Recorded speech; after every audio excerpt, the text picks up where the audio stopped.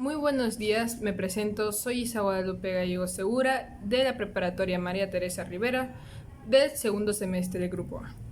El día de hoy tengo como objetivo entrevistar al doctor Raúl Gil Cibajal López para la recopilación de información histórica y económica del puerto de Salina Cruz, Oaxaca. Comenzaremos con la primera pregunta sobre Salina Cruz. Para usted, lo que usted sabe, ¿cuál es el origen del nombre de Salina Cruz? Bien, pues buenas tardes. Gracias por la entrevista. Debo comentarte que sé que el origen de Salina Cruz deriva de una experiencia que tuvieron unos frailes dominicos que encontraron una cruz tirada en los tanques de las salinas, que esta al cristalizarse fue un hallazgo para estos frailes importante, encontrar una cruz de sal. De ahí deriva el nombre de una cruz en las salinas y de hecho el nombre de Salina Cruz, que originalmente antes de se llamaba Ike Sidibia, que quiere decir laguna de sal colorada. Posteriormente viene el encuentro con esa cruz para caer ya en el nombre de Salina Cruz. Muchas gracias por su respuesta. Iríamos a la segunda pregunta, que es ¿cuándo y cómo fue fundado el puerto de Salina Cruz? Bien, pues Salina Cruz tiene una historia muy interesante porque de inicio es una aldea de pescadores, de gente que venía aquí a la costa a hacerse de alimentos vía pesca y fueron llegando poco a poco estableciendo aldeas de pescadores pequeñas hasta que finalmente se encuentra con un proyecto del general Porfirio Díaz, proyecto ambicionado desde la época de la conquista, tratar de buscar un camino más corto entre el Golfo de México y el Océano Pacífico.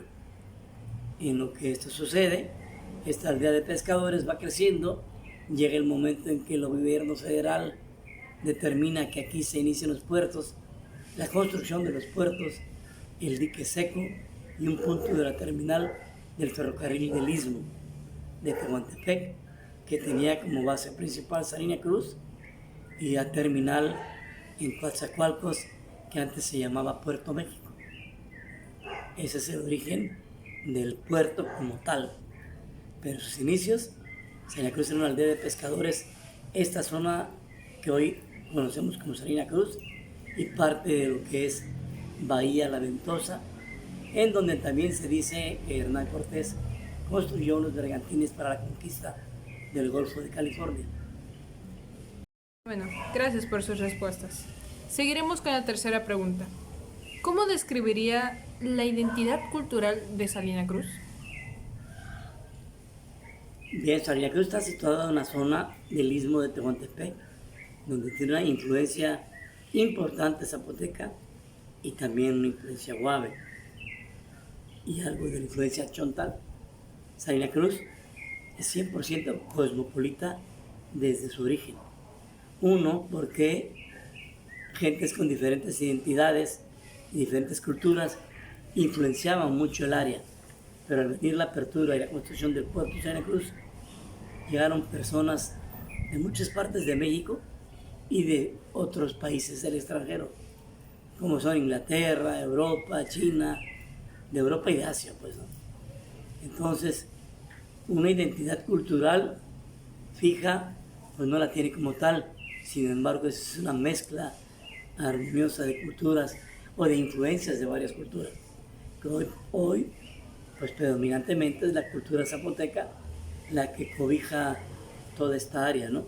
Influenciando con sus costumbres, alimentos, vestimenta, incluso, aunque no mucho el dialecto en esta zona, pero sí es notable la influencia del dialecto en esta zona del Istmo, incluyendo Salina Cruz. Para usted, ¿qué es lo que más caracteriza a Salina Cruz? Pues creo que el día de hoy Salina Cruz es muy conocido por el ferrocarril transoceánico. El día de hoy con este nombre. Recuerdo que ha habido muchos proyectos.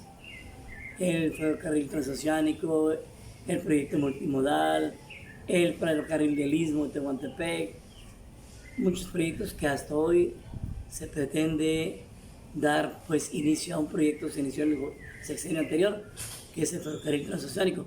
¿Qué identifica más a Salina Cruz? Esta posición estratégica. Bueno, seguimos con la siguiente pregunta, que es, ¿cómo ha cambiado la economía de Salina Cruz en los últimos años? Bien, pues la economía de Salina Cruz ha sido impactada a través del tiempo por las diferentes vocaciones que en su momento han sido preponderantes. Inicia como una aldea de pescadores y a la hora de la construcción del puerto de Salina Cruz durante el Porfiriato, pues adquiere un boom impresionante porque no había canal de Panamá, convirtiéndose la franja de Salina Cruz, Coatzacoalcos, como la cintura de América. Posteriormente, con la apertura del canal de Panamá, pues todas las conferencias navieras que tienen control americano, pues se vieron orientadas o obligadas a transitar por el canal de Panamá, y este espacio que era parte del Porfiriato, producto de los nuevos líderes y autoridades, dejaron en el olvido al puerto de Salina Cruz, que se asolvara de tal manera que no se pudo operar más al asolvarse todas las instalaciones del puerto, toda vez que no es un puerto natural. Más adelante, en 1938, Lázaro Cárdenas reabre el puerto para darle otro giro al puerto de Salina Cruz, convirtiéndose en el punto de partida de todos los productos petroleros de la refinería de Minatitlán, petróleo crudo como sus derivados, a toda la zona del Pacífico e incluso exportar a otras partes de Estados Unidos, Centro y Sudamérica. Al pasar el tema de refinería, que es aún muy vigente y una actividad preponderante, viene a complementarse con el proyecto del tren transoceánico o interoceánico, que empieza a generar alguna actividad, pues aún no se ve un movimiento interesante, ¿no? Pero sí, aunque muy lento, se está viendo ya la reactivación del puerto comercial para transportar mercancías de un océano a otro. Ok. ¿Qué sectores económicos son los más importantes hoy en Salina Cruz? Pues bueno, considero yo que el sector más importante, uno es el comercial y el otro es el petrolero, y los indirectos que este segmento maneja, ¿no? Como la transportación, la construcción, etcétera. ¿Qué papel jugó la llegada del ferrocarril en el desarrollo arquitectónico? Bueno, en este nuevo proyecto del ferrocarril transoceánico, el desarrollo arquitectónico pues no se ha visto no ha sido impactado, puesto que todo lo que tiene que ver con el tema de ferrocarril son instalaciones que han sido remodeladas para su funcionamiento como terminal ferroviaria que data del siglo anterior, y lo otro fue pues cambios de las vías del tramo Salina Cruz Coatzacoalcos, pero arquitectura novedosa para instalaciones del mismo proyecto no existe. Bueno, hablando de lo que han remodelado o como mencionó anteriormente, edificios que eran de la época porfiriana, ¿ha habido algún interés o existe algún esfuerzo actual para preservar los patrimonios arquitectónicos aquí en Salina Cruz?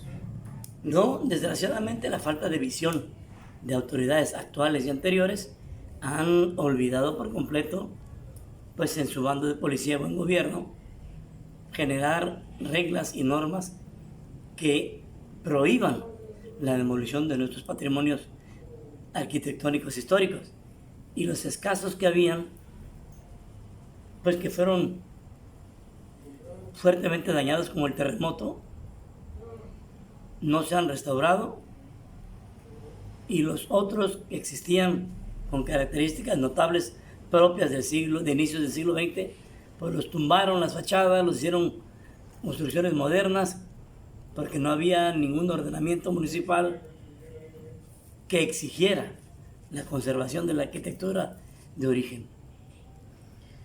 Muchas gracias por su respuesta.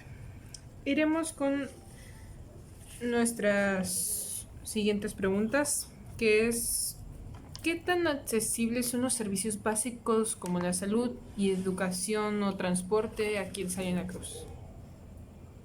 Yo creo que hay un tema importante con el transporte, sigue siendo insuficiente, transportes urbanos con unidades de 30, 40 años que hacen una eternidad a cualquier uno de los destinos, cierto nivel de inseguridad, no hay una regulación en cuanto al mantenimiento de sus máquinas, contaminando altamente a la ciudad, pero sí hace falta un buen transporte urbano y no hay manera de que a corto plazo esto cambie.